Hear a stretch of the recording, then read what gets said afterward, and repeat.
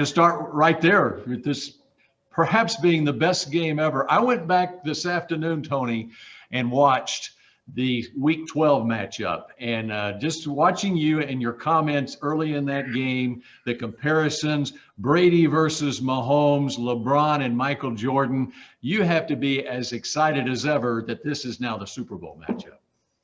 No, I agree with you. I really do believe this is going to be one of the great matchups in obviously Super Bowl history, but like sports. Like, it just doesn't happen like this. You don't get a chance to get generation versus generation.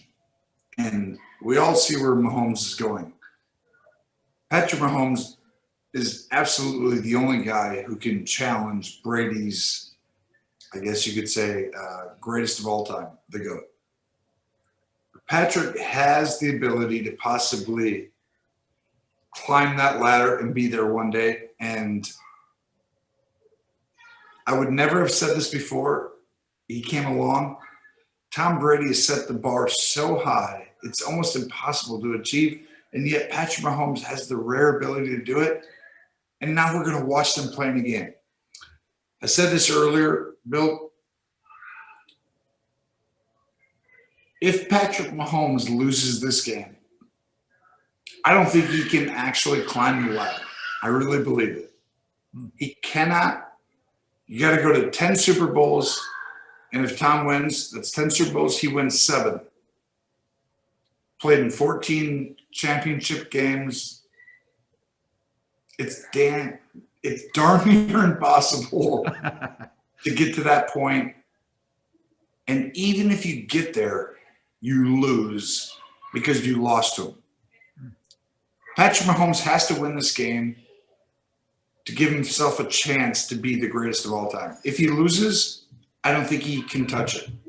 The rest of his career, I just don't see how he can go past it, because he'd have to go to 12 Super Bowls and win 9. And even then, it'd be like, well, you lost to Brady when he was 43. It's going to be hard for him.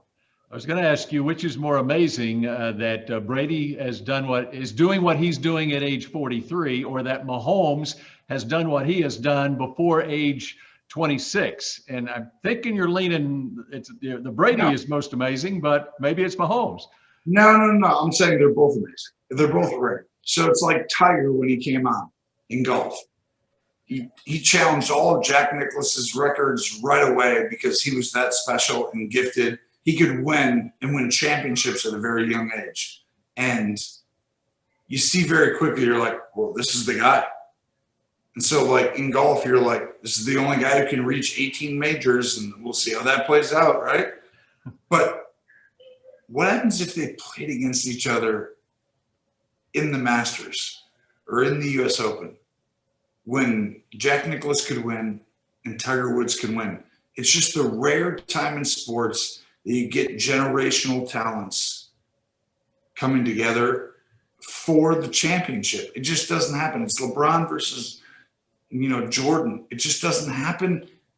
You know who wins here, Bill? Us. All of us watching.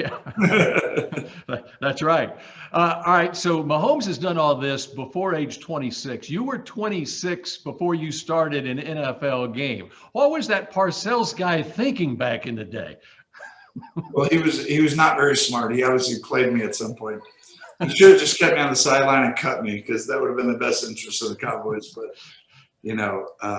obviously, I love Bill Parcells. He was amazing and helped me tremendously in my career. And so I feel, a kinship to him. And didn't he realize he had a college football Hall of Famer in his midst? I didn't realize what does it mean to you to be going into College Football Hall of Fame? I didn't realize I was a college football Hall of Famer at the time. So for me, that was a really cool thing that just happened this year. So thanks, Bill, for bringing that up. That was awesome. You and Witten have come a long way since that airport shuttle ride to that first rookie minicamp back in 2003, haven't you? Yeah, we have. You're just trying to come in and try and make the team early on, and then you try and get better and improve, and time flies. Let's say that. Yeah. So what about Witten announcing he's retiring for good now? Well, you're talking about one of the greatest tight ends who's ever walked, and obviously he's one of my best friends, and I feel like you're not going to see a lot of guys like that. And you don't realize how special it is when you have a guy like that. It's just part of sports. You're watching him and you just expect it day in, day out. And then all of a sudden he's gone and you're like, why don't we have that? And you're like, well, yeah, that guy's like one of the greatest who's ever walked. And it was kind of what it was like having Jason Witten. How long before he's the head coach in this league? I don't think it'll be very long. I think he's going to be a great coach. If he goes into coaching, I think you're seeing one of the best guys who has the ability to be a great coach in college, NFL, anywhere. Yep. So what can the Cowboys learn from these Super Bowl teams as they approach this offseason? I'll propose number one, quarterback. You take care of the quarterback. Should that be priority number one this offseason?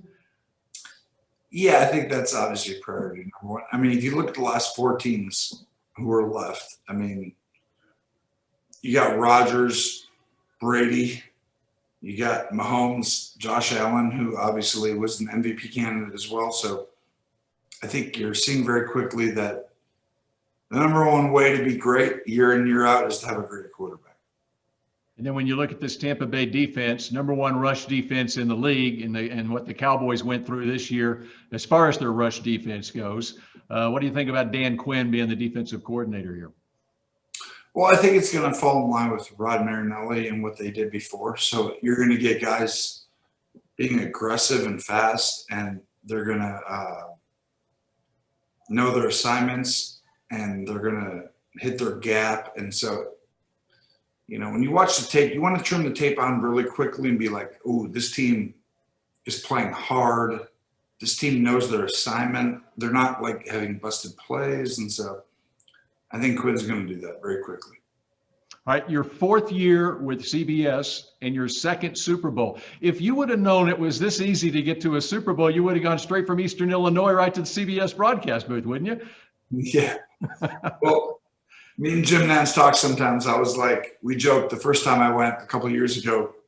I was like, well, I always wanted to get in the Super Bowl, but I didn't realize it took Jim Nantz and CBS to get me there. So it's a special time. You know, when that Week 12 game, as the teams were walking off the field, it sounded like you were making a prediction that this would be the Super Bowl matchup. Are you taking credit for that? No, I mean, like, I did see during that game, though, I saw Tampa Bay's offense was morphing before my eyes. And I mean, literally, I saw them go from, like, you watch tape all week, you see who they are as a team, and you're like, what they try and do. And then all of a sudden you're like, ooh, starting to see Tom Brady start to implement what he's doing and his influence. And the way he read the field was based a lot more on what he did in New England. And at the same time, I saw that the coaches were like, okay, we trust you, Tom. Go ahead and start to use your 20,000 years of experience and go ahead and do this. And so when I saw that, I was like, this is going to be very difficult moving forward for other teams, because before then they weren't doing that. After that, they were doing it. And so I had an inclination there that said, if he does that, they're going to be hard to beat. And obviously they were going forward. So, but I didn't say that. And finally, you talk about this being a legacy game. It's also a sort of a generational game for families. For the Romo family, talking with you throughout your career, you studied Tom Brady so much in your career. You talked about it through your career. But I wonder about your three boys. Have they wouldn't trade in their Romo jersey, but do they have the Mahomes jersey? Oh, they got Mahomes. They got Brady. I mean, the one thing that they do is they've worn both here recently. I'll tell you that right now. I've influenced a little bit because I like great quarterback play, and you're seeing two of the best quarterbacks in the National Football League, and they're also great people. So it's very easy for me to tell the kids, hey, these guys are great. But then you listen to them, or when you watch them, you're like, wow, they're humble. They do all the things the right way. And as a dad, you're like, follow that, guys. That's the right way to do it and be great. So these are two really, really good quarterbacks, but also great people. And so there's no winning or losing here. They're both unbelievable. All right, Tony. I appreciate it. Thanks for doing this for us. Thanks, Bill. All right. We'll see you.